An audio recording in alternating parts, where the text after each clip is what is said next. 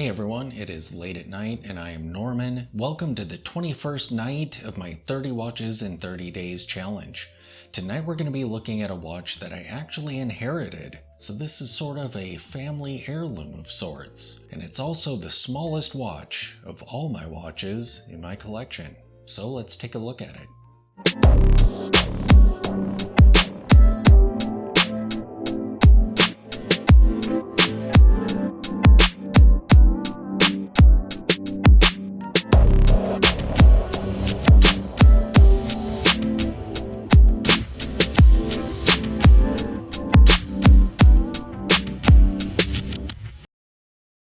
And here it is. This is a little Elgin watch.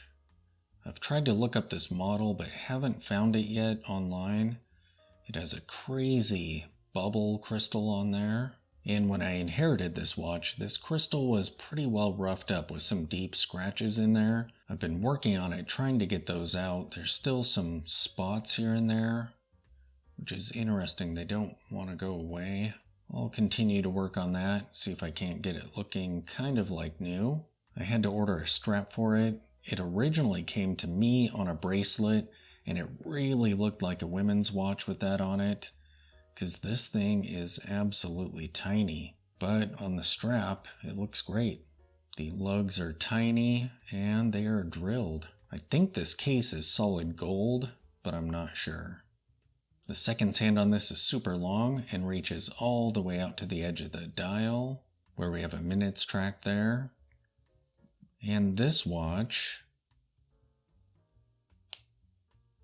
actually hacks, and due to that minutes track, the seconds hand, and the fact that it hacks like this, and that red pop there, leads me to believe this is a military watch of some sort. Although being gold, I'm not entirely sure.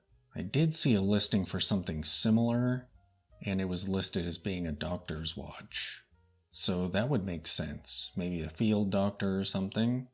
That dial is super cool. You can see that there's some discoloration going on there, but not too bad.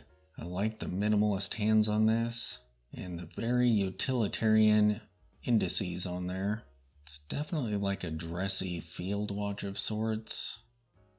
I'm guessing maybe from the 40s, maybe the 50s, but has kind of an oversized crown. But you can see that everything is gold. There's no indication that it's plated because there's no wear anywhere where base metal is showing through. So I'm not sure. I'm guessing that it is solid. I don't wear this watch a ton, but it's interesting because this is the one watch where when I'm wearing it, it looks vintage size to me.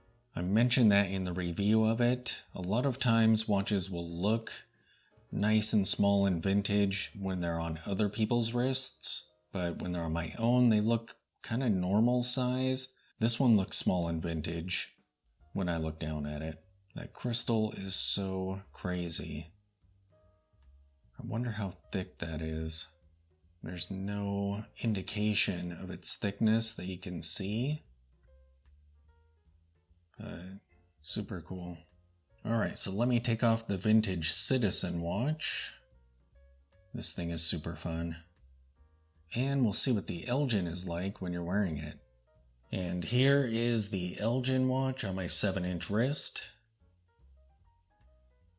I kind of like that thin strap.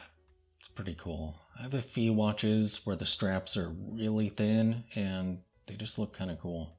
You can see what I mean about this looking vintage size. I mean, it is minuscule. If you have larger wrists, you will not want to wear this watch, that's for sure. But for those of you who have smaller wrists, this would look brilliant on you. Oh, that crystal. I mean, look at how tiny that is. It's nice and thin, absolutely hugs the wrist. This is a great looking watch. I'm so excited to have been able to inherit this. That is just super cool. So there you have it, my little tiny Elgin watch. I'm pretty sure this is a doctor's watch from what I've seen, but I'm not sure. It's definitely a military piece of some sort. given that it hacks and whatnot, and that seconds hand, but brilliant little piece. Thanks for watching.